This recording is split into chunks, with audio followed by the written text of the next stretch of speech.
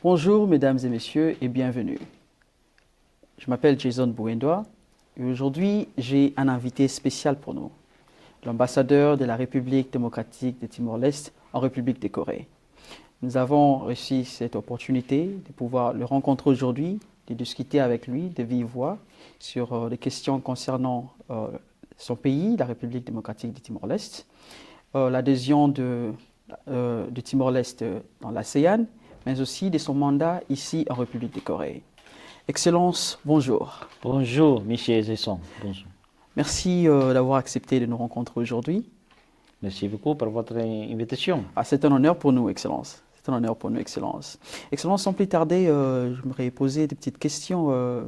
Votre arrivée en Corée, Excellence, quand est-ce que vous êtes arrivé et quelles étaient vos impressions de la République de Corée? Bien, je suis arrivé en Corée le 8 octobre de 2024, donc je suis encore relativement nouveau ici. Mais honnêtement, la Corée m'a immédiatement impressionné. C'est un pays extraordinairement moderne, dynamique et très bien organisé. Les Coréens sont des gens très travaillés et très accueillants. J'ai été frappé par le niveau de développement technologique, partout en voie d'innovation. En même temps, la Corée a su préserver sa culture, ses traditions et son identité. C'est quelque chose que j'ai admiré beaucoup et que nous, au Timor-Leste, nous essayons également de faire. Depuis mon arrivée, j'ai rencontré de nombreux responsables et institutions coréennes et je peux dire que les relations entre nos deux pays sont vraiment chaleureuses et pleines de potentiel. Ah bon, c'est très content de savoir cela, Excellence. Et Excellence, est-ce que vous pouvez nous parler un peu plus de votre pays, la République démocratique du Timor-Leste? Le Timor-Leste est un petit pays situé en Asie du Sud-Est, entre Indonésie et l'Australie. Nous sommes sur une île, enfin une demi-île, car nous partageons l'île de Timor avec l'Indonésie. Géographiquement, nous nous trouvons en carrefour très stratégique entre l'Asie Sud-Est et le Pacifique.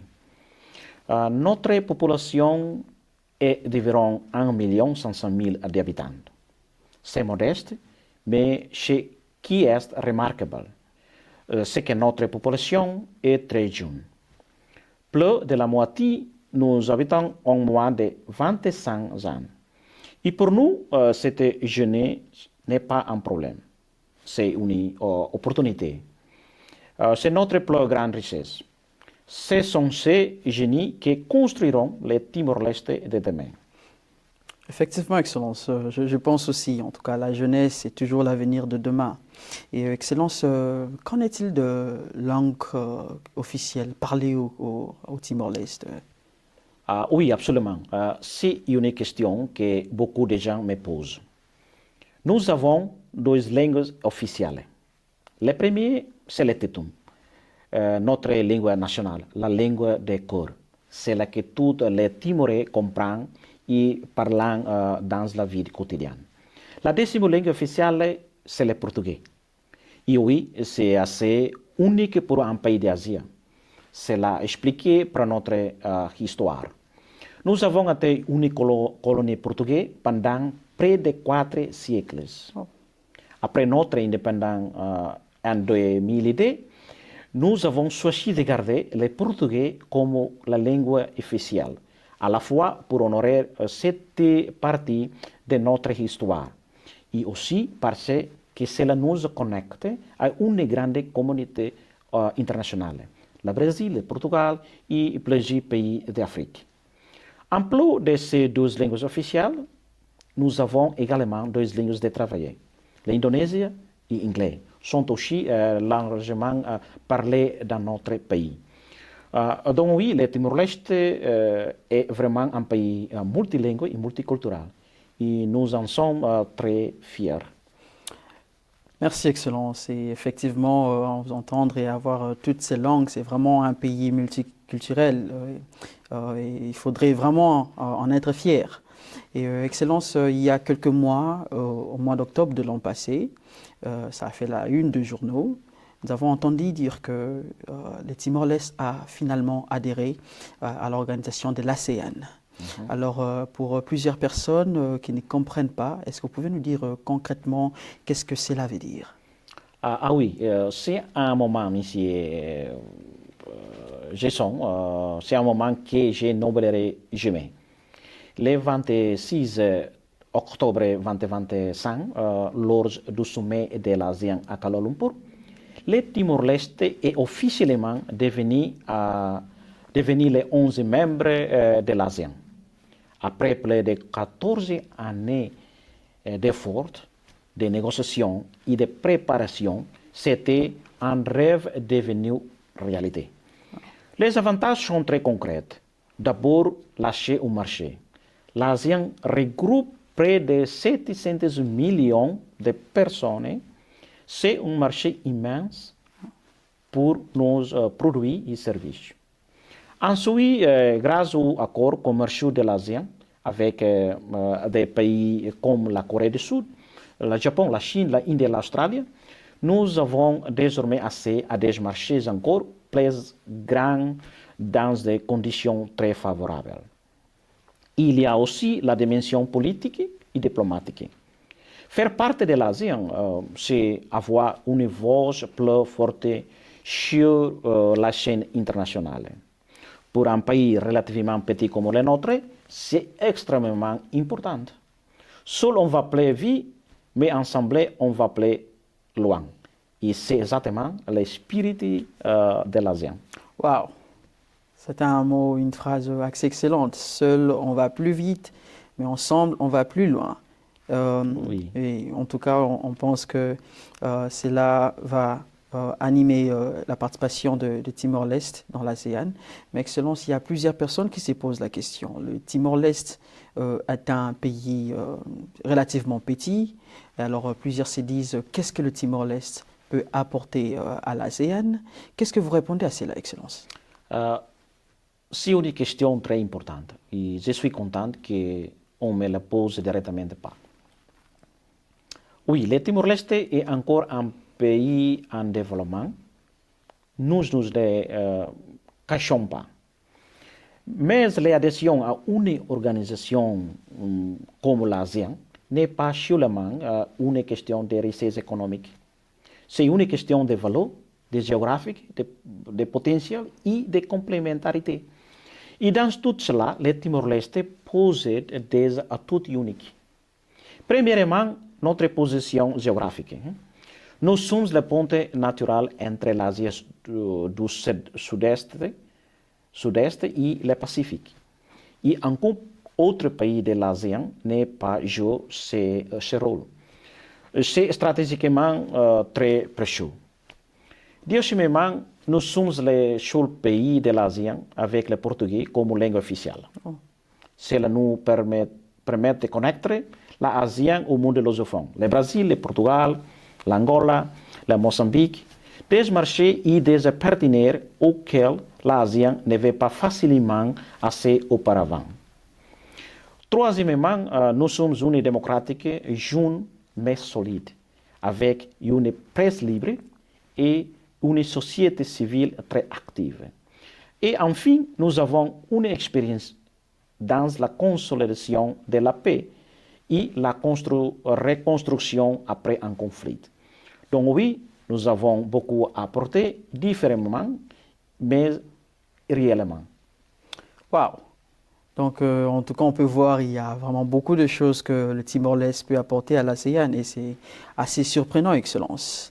Et qu'en est-il au fait de ce que vous attendez de vos partenaires de l'ASEAN? Qu'attendez-vous concrètement d'eux? Nous attendons beaucoup.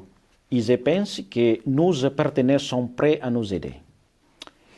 Ce que nous cherchons avant tout, c'est le partage d'expériences et le transfert de compétences.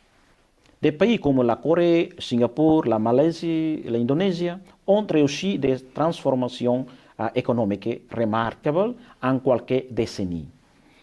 Nous voulons apprendre de leur expérience et éviter leurs erreurs et adapter leurs succès à notre propre contexte. Dans des domaines concrets comme le tourisme, l'agriculture, la pêche, l'industrie et les infrastructures, nous voulons des vrais partenaires, pas seulement des déclarations d'intention. Et en résumé, ce que l'ASEAN peut nous apporter, c'est une accélération de notre développement. Et nous sommes prêts à travailler pour mériter cette confiance. Wow. Merci beaucoup, Excellence, pour cette réponse. Nous pensons que cette adhésion, en tout cas, va beaucoup apporter, non pas seulement pour le Timor-Leste, mais aussi pour tous les pays membres de l'ASEAN. Excellence, comme vous le savez, la Corée est un pays complexe, avec beaucoup d'opportunités et beaucoup de choses à faire. Et particulièrement vous, en tant qu'ambassadeur de la République démocratique de Timor-Leste en République de Corée, on suppose que vous avez beaucoup à faire ici en Corée. Et on voudrait savoir, Excellence, quelles sont vos priorités, les priorités de votre mandat ici en Corée? Oui, c'est à cause de tout que j'ai fait ici chaque jour. J'ai trois grandes priorités pour moi en Corée. Elles sont toutes étroitement liées. Ma première priorité, c'est l'éducation et les bourses d'études.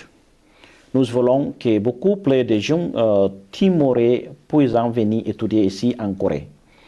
La Corée est reconnue dans le monde entier pour l'excellence de ses universités, la qualité de sa recherche et la modernité de ses méthodes d'enseignement.